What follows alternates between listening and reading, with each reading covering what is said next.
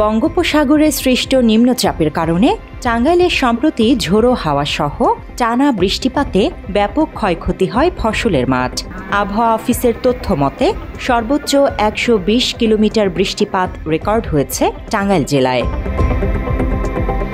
বৃষ্টিপাতের ফলে জেলার ১২টি উপজেলার আমন ধানের ব্যাপক ক্ষতি হয়েছে।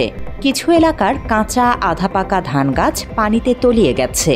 সেই সাথে ধানের রোগবালাইয়ের কারণেও নষ্ট হচ্ছে ফসল।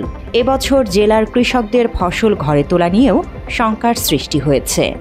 আমার ৫-৭ বিঘা জমির মধ্যে ধান লাগাইছি, তার অর্ধেকের বেশি ধান পুড়ে গেছে, নষ্ট হয়ে গেছে, পোকায় খেয়ে ফেলছে। ৪-৫ বার করে ওষুধ দিয়েছি, তাও কাজে আসে নাকি।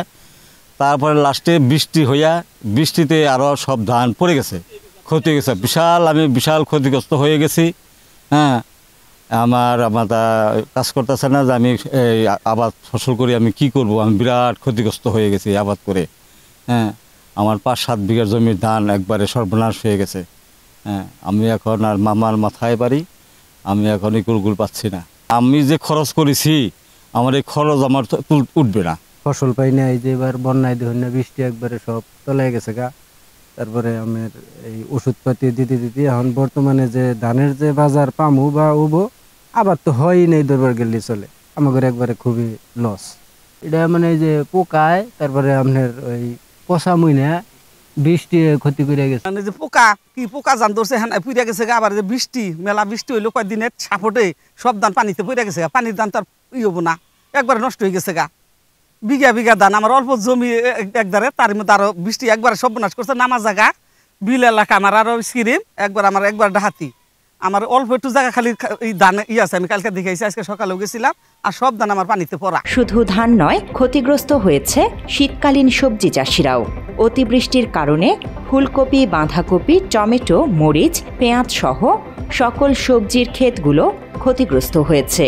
অনেক ফসল পুরোপুরি নষ্ট হয়ে গেছে বলে জানিয়েছে কৃষকেরা। আমি এখানে ২০% জায়গার মধ্যে কফি চাষ করছি।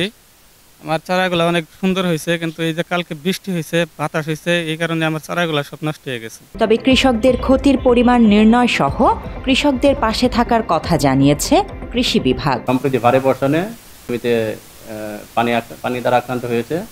আমরা সরজমিনে পরিদর্শন করে আমরা কৃষকদেরকে পরামর্শ দিয়ে যাচ্ছি কিভাবে ক্ষতি পুষিয়ে দেওয়া, এবং কি আমাদের মাঠ পর্যায়ে যারা উপসহকারী কৃষি কর্মকর্তা আছেন তারা নিয়মিত মাঠ পরিদর্শন করে কৃষকদের ক্ষতি পোষণের বিষয়টা নিয়মিতভাবে পরামর্শ দিয়ে যাচ্ছে। চলতি মৌসুমে টাঙ্গাইলে ১,০৪,০০০ হেক্টর জমিতে আমন ও ১১,০০০ হেক্টর জমিতে শীতকালীন সবজি চাষ হয়েছে বলে জানা যায়। Desk report, Bangla addition.